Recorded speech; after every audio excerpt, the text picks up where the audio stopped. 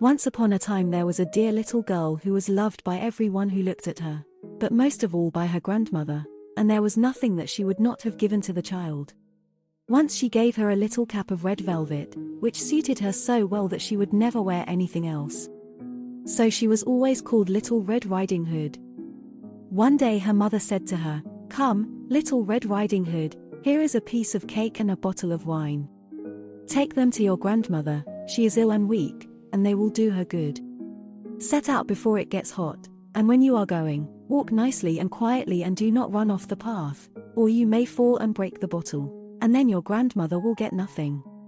And when you go into her room, don't forget to say, 'Good morning,' and don't peep into every corner before you do it."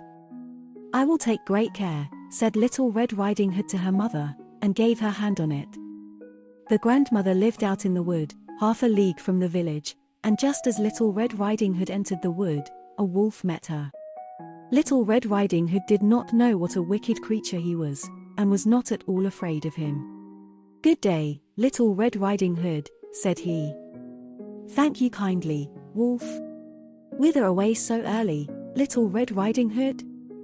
"To my grandmother's." "What have you got in your apron?" "Cake and wine. Yesterday was baking day, so poor sick grandmother is to have something good, to make her stronger." "Where does your grandmother live, Little Red Riding Hood?" "A good quarter of a league farther on in the wood. Her house stands under the 3 large oak trees, the nut trees are just below." "You surely must know it," replied Little Red Riding Hood. The wolf thought to himself, "What a tender young creature. What a nice plump mouthful, she will be better to eat than the old woman. I must act craftily, so as to catch both." So he walked for a short time by the side of Little Red Riding Hood, and then he said, "See, Little Red Riding Hood, how pretty the flowers are about here. Why do you not look round? I believe, too, that you do not hear how sweetly the little birds are singing. You walk gravely along as if you were going to school, while everything else out here in the wood is merry." Little Red Riding Hood raised her eyes, and when she saw the sunbeams dancing here and there through the trees, and pretty flowers growing everywhere, she thought, "Suppose I take grandmother a fresh nosegay. That would please her too. It is so early in the day that I shall still get there in good time." And so she ran from the path into the wood to look for flowers. And whenever she had picked one, she fancied that she saw a still prettier one farther on, and ran after it, and so got deeper and deeper into the wood. Meanwhile the wolf ran straight to the grandmother's house and knocked at the door. "Who is there?" "Little Red Riding Hood," replied the wolf. "She is bringing cake and wine." "Open the door." "Lift the latch," called out the grandmother, "I am too weak, and cannot get up."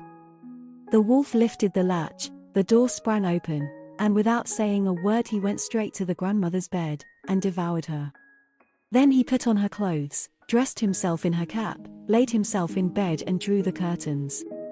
Little Red Riding Hood, however, had been running about picking flowers, and when she had gathered so many that she could carry no more, she remembered her grandmother, and set out on the way to her.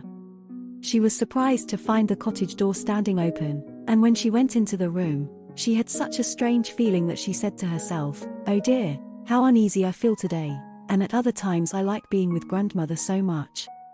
She called out, "Good morning," but received no answer.